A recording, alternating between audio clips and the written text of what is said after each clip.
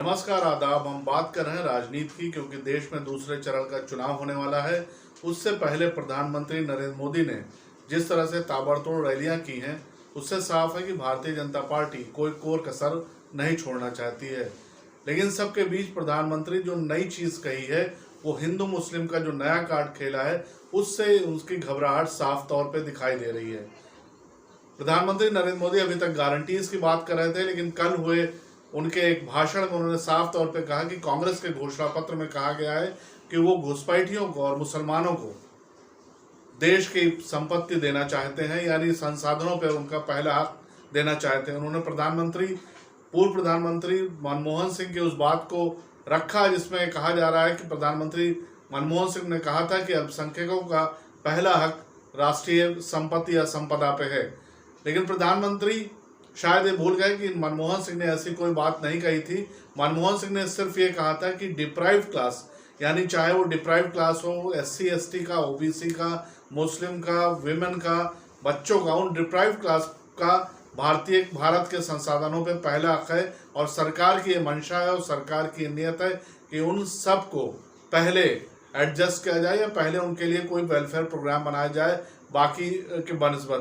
तो जाहिर सी बात है कि प्रधानमंत्री ने जो कहा है उसको लेकर कांग्रेस काफी हमलावर है। और पहले सुनते हैं प्रधानमंत्री ने क्या कहा। देंगे। और पहले जब उनकी सरकार थी, उन्होंने कहा था कि देश की संपत्ति पर पहला अधिकार मुसलमानों का है। इसका मतलब ये संपत्ति इकट्ठी करके किसको बांटेंगे? जिनके ज्यादा बच्चे हैं उनको बांटेंगे।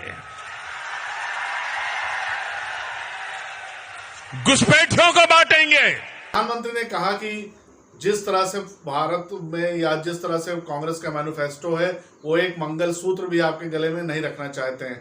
साफ तौर पे हिंदू मुस्लिम कार्ड खेला गया है और उस पर चुनाव आयोग को संज्ञान लेना चाहिए, लेकिन चुनाव आयोग अभी तक चुपचाप है। कांग्रेस के प्रवक्ता पवन खेड़ा ने पूरा जवाब दिया। उनका कहना है कि ये जो प्रधानमंत्री कह रहे हैं झूठ का पुलिंदा है। उनके मैनिफेस्टो में, यानी कांग्रेस के मैनिफेस्टो में ऐसी कोई बात नहीं है। तो कांग्रेस के मैनिफेस्टो में दलित, पिछड़ा, अल्पसंख्यक और इन सब डिप्राइव्ड क्लास की बात है, ना कि किसी पर्टिकुलर धार्मिक ग्रुप की। तो जाहिर सी बात है कि आइए सुनते हैं कि पवन खेड़ा ने उसके जवाब में क्या कहा। देश के प्रधानमंत्री ने आज फिर झूठ बोला। एक चुनाव जीतने के लिए आप झूठ पे झूठ परोसते चले जाओगे जनता को। चलिए, आपकी गारंटियां झूठी, आपके जुमले झूठे, आपके वादे झूठे। अब देश को हिंदू मुसलमान के नाम पर आप झूठ परोस कर बांट रहे हैं। कांग्रेस के मैनिफेस्टो में कहीं भी, मैं ये चुनौती करता हूं प्रधानमंत्री को, कहीं मुसलमान या हिंदू कोई इस तरह का शब्द हो तो हमें बताएं और ये चुनौती स्वीकार करें, नहीं तो झूठ बोलना बंद करें। कांग्रेस के मैनिफेस्टो में न्याय की बात की है। न्याय नौजवानों के साथ, न्याय महिलाओं के साथ, न्याय आदिवासियों के साथ, न्याय श्रमिकों के साथ। उसमें प्रधानमंत्री को आपत्ति है। आपत्ति हो भी क्यों ना, ये हमारा न्याय पत्र प्रधानमंत्री को आईना दिखाता है और उनके 10 साल के कृत्य दिखाता है। ये पूरे 10 साल इन्होंने हिंदू मुसलमान करके खत्म कर दिए और अब फिर से चुनाव में आए हैं हिंदू मुसलमान लेकर। शर्म आनी चाहिए प्रधानमंत्री को। झूठ बोलने में भी शर्म आनी चाहिए और इस तरह से देश को बांटने में भी शर्म आनी चाहिए। और मैं फिर से चुनौती देता हूं, हमारा मैनिफेस्टो, प्रधानमंत्री जी आपको धन्यवाद। आपके ये झूठ की वजह से लोग हमारा मैनिफेस्टो पढ़ रहे हैं और आपके झूठ को भी वो उसी में ढूंढ रहे हैं कि कहां लिखा हुआ है हिंदू, कहां लिखा हुआ है मुसलमान। इस तरह के शब्द हमारे मैनिफेस्टो में नहीं है। ये आपके इस हल्की मानसिकता में ये शब्द होते हैं। इस तरह के जो बंटवारे की बात होती है वो आपके दिमाग में होती है, आपके जहन में होती है। हमारे न मैनिफेस्टो में है, न हमारे संविधान में है, न हमारे दिमाग में है, न इस समाज में है। सिर्फ और सिर्फ आपकी हल्की मानसिकता में है और कहीं नहीं है। झूठ बोलना बंद करिए प्रधानमंत्री जी। अब 1.5 महीना बचा है, जाइए, रिटायर हो जाइए और बाइज्जत रिटायर हो जाइए।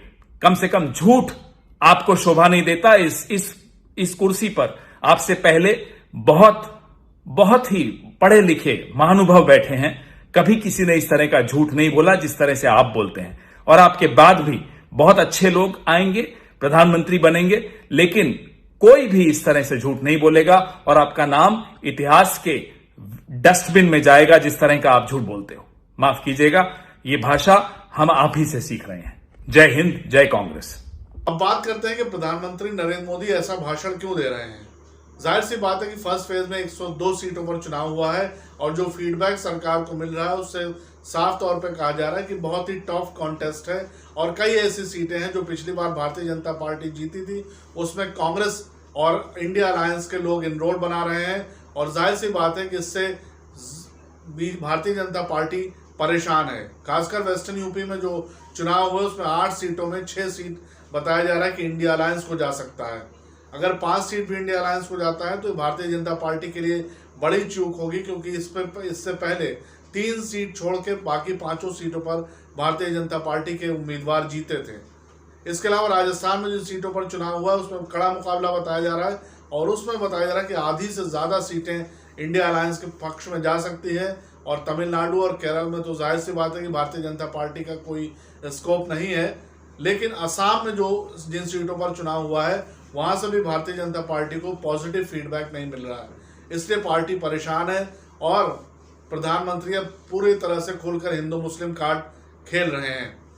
पार्टी घबराहट में है और उनके पार्टी के नेता भी अब उसी लाइन को टो करेंगे जो प्रधानमंत्री ने शुरुआत की है। हालांकि जानकारों का कहना है कि प्रधानमंत्री कोई भी चुनाव बिना हिंदू मुस्लिम कार्ड के नहीं खेलते हैं और जाहिर सी बात इससे पहले कर्नाटका में बजरंगबली का कार्ड खेला गया था, लेकिन शायद वो कार्ड चला नहीं। उसके बाद भी प्रधानमंत्री को लगता है कि जो सबसे मेजर कार्ड है उनका वो हिंदू मुस्लिम कार्ड है और हिंदू मुस्लिम कार्ड का फायदा उनको मिलेगा, क्योंकि राम मंदिर का इशू है वो इशू अभी भी वोटर्स के बीच नहीं जा रहा है कि राम मंदिर के इशू पर वोट पड़े।